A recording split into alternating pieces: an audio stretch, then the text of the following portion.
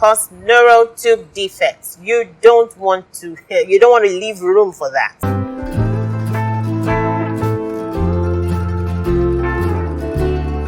Hello amazing people, welcome back to Pregnancy Week by Week. If you're just checking out this video for the first time, this is week 7, and for those who have been following us so far, thank you so much for sticking around. And still, once more, congratulations, you're in your 2nd month of pregnancy and you have a long way to go even at that, but you have really progressed thus far. So if you have never seen any of our videos, you might have to check the playlist so you can watch the previous videos up until week 7. So week 7 of pregnancy, we'll be talking about digestive disorders. You reduce the risk of suffering digestive disorders if you are able to maintain a good diet. It goes without saying, it happens with both a pregnant person and one who is not pregnant. So in this case, whereby you have a lot of things to contend with, your hormones and your baby growing and a lot of things, you definitely are going to have to contend with digestive disorders. We all know at this moment that the first 3 months of pregnancy are the most crucial time of your baby's development. So whatever happens within the first 3 months are the things we have to maintain till the term is over. I hope you understand that. As far as digestive issues are concerned, there are periods of cravings, and we also have issues with aversions. So those are the things that you might have to worry about.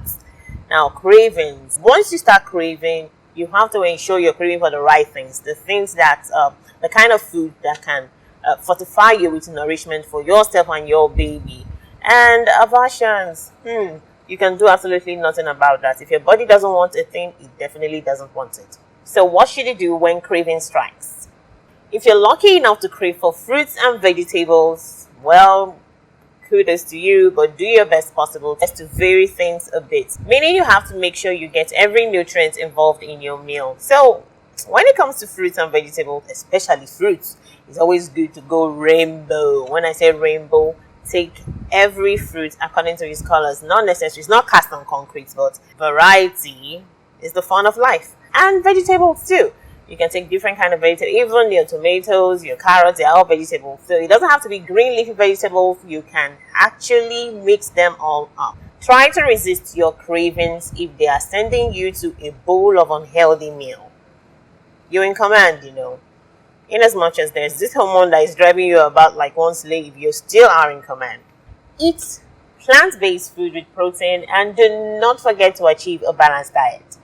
Plan a diet that is rich in fiber, especially fruits and vegetables, and take low fats. So you can increase the fiber content in your food by taking whole grain breakfast cereals and whole kind of rice. Brown rice can actually serve for that. Note this. Pregnant women need an extra source of calcium and protein. And there's just one food that can give you that. And that's the milk. As simple as that. You should always take milk. If it's possible, make sure you incorporate milk into your diet as often as possible. Your body also needs an extra amount of these certain minerals. Iron, calcium, and folic acid, also known as folate.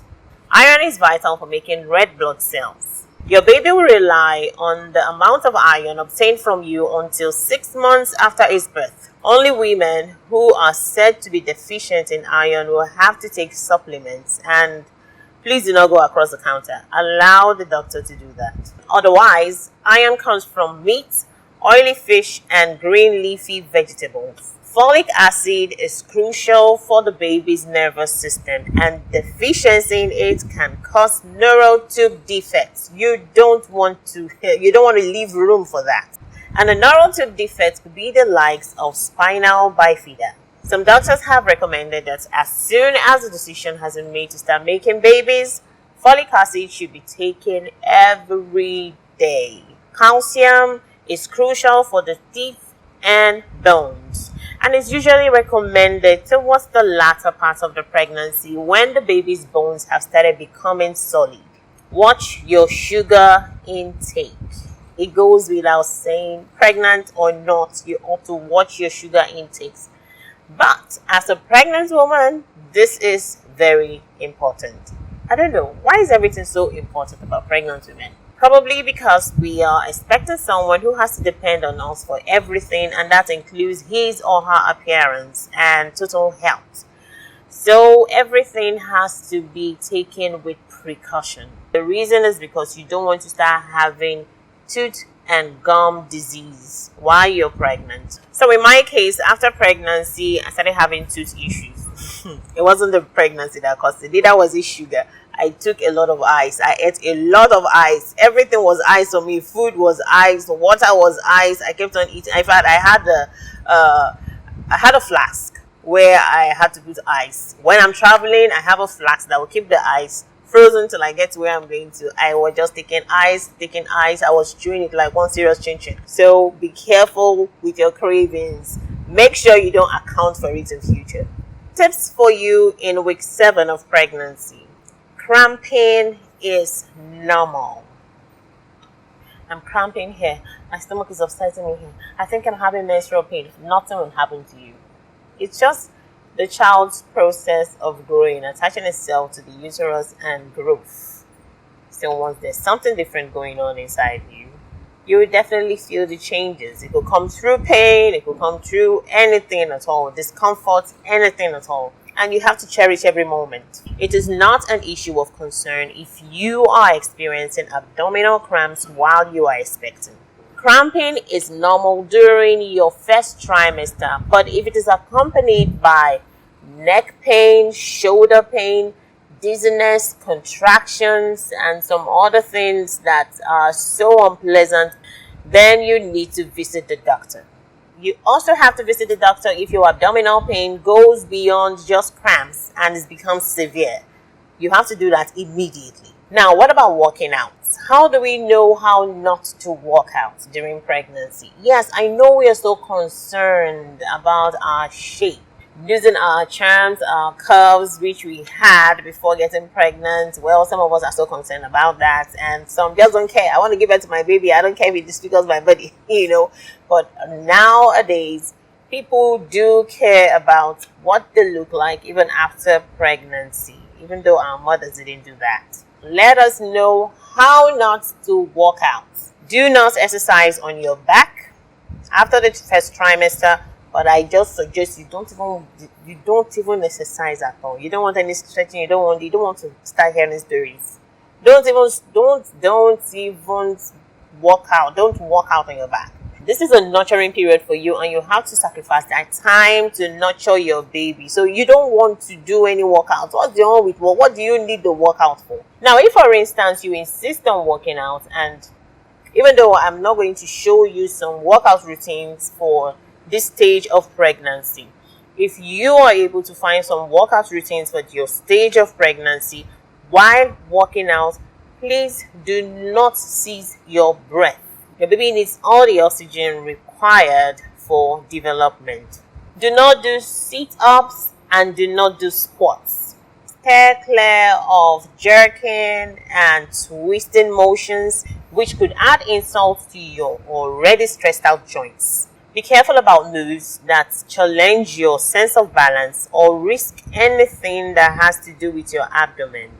Don't even go anywhere close to it. So by the time you're picking your exercise or your workout routine, be sure that you read through the process which these exercises are being done. And if any one of them fall within these categories or within these instructions mentioned, please just stay clear. You don't need the exercise. Just hold on till when the baby becomes stronger. Watch your weight loss or gain. It has to be a balance. There are people who lose weight while they're pregnant. There are people who gain weight while they're pregnant. So you have to watch your weight loss and weight gain. You can't see your baby bump yet, but you may have gained a few pounds. Your baby is still tiny during the first trimester, and that means you may not have gained up to 2 or 4 pounds. However, you might not gain an ounce if you are suffering from morning sickness. As a matter of fact, you can even lose weight. There is no cause for alarm as far as your appetite picks up in the second trimester and you gain back your lost weight. Embrace your aversions. Pregnancy aversions are common.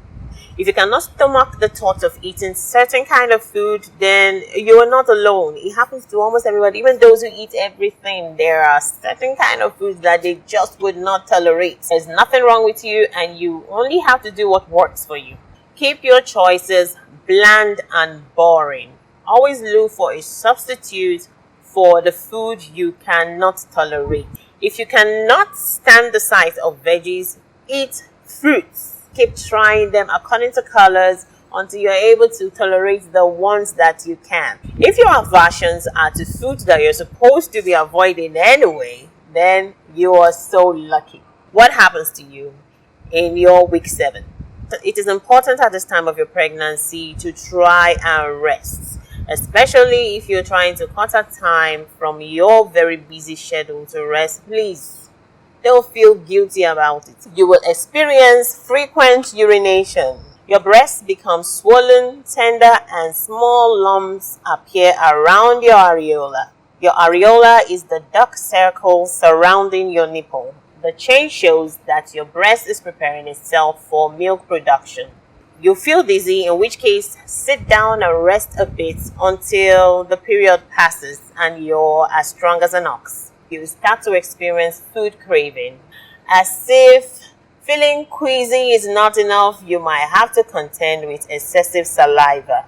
This is a time to avoid spicy and fatty food because you are very prone to heartburn at this stage. What happens to your baby, or what's happening with your baby? Your baby is about a ½ inch long or 1.3 centimeters. New brain cells form rapidly as most of the growth is in the head of your baby. Your baby has lips, tongue, and an opening that forms the nostrils. Your baby's heart is fully formed and it is already pumping blood to the veins and the arteries. Your baby's arms and legs start developing. And finally, your baby has got a kidney. Isn't that wonderful? You know, the stages of pregnancy are things that we just cannot explain, and it just happens.